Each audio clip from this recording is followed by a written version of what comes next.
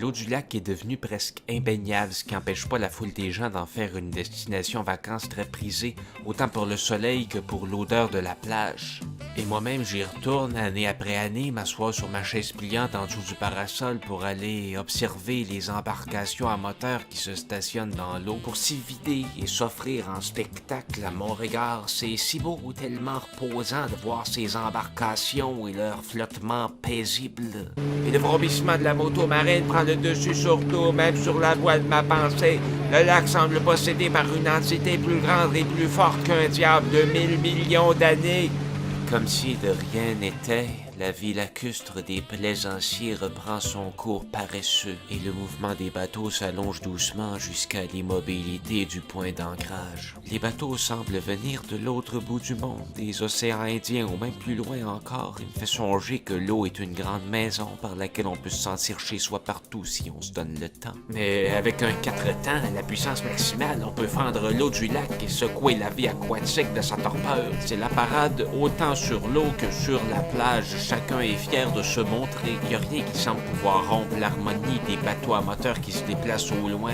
Sauf certains adeptes de vélocité pour qui ça va jamais assez vite, ça fait jamais assez de bruit. On dirait que cet engin de loisir nautique a été conçu pour essayer de réveiller de leur mort ceux qui se sont noyés dans le lac. C'est dur pour moi de me relaxer quand tous mes sens sont sollicités. Il se passe trop de choses sur la plage pour que je puisse vraiment en profiter.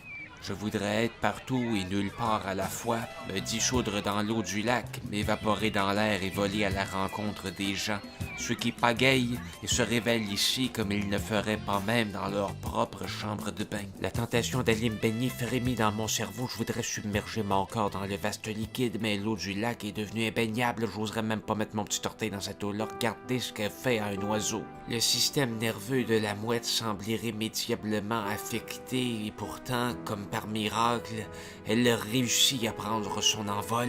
C'est tellement beau, tellement inspirant de voir cet oiseau s'élancer dans sa perpétuelle quête absolue. C'est tellement beau que je perds le fil de mes pensées, le lac devient miroir duquel surgit l'image de ma vraie nature et mon regard se perd dans le sable de la plage, ces espèces de petits grains d'origine détritique qui sont infestés de papillons. Ils viennent chier leurs œufs dans le sable par milliers en faisant des petites danses du bout de leurs ailes. Les papillons me dégoûtent, ils n'ont pas leur place sur la plage où les gens viennent pour relaxer et construire des châteaux de sable. Le papillon, c'est la forme dégénérée de la chenille. Je trouve intolérable de voir un papillon se trémousser comme ça quand je pense à ce qui était avant. Les papillons s'envolent de la façon la moins inspirante qui soit. Quelle sorte de déjection ils laissent derrière, faudrait un microscope pour le savoir. C'est pas moi qui vais aller regarder de plus près.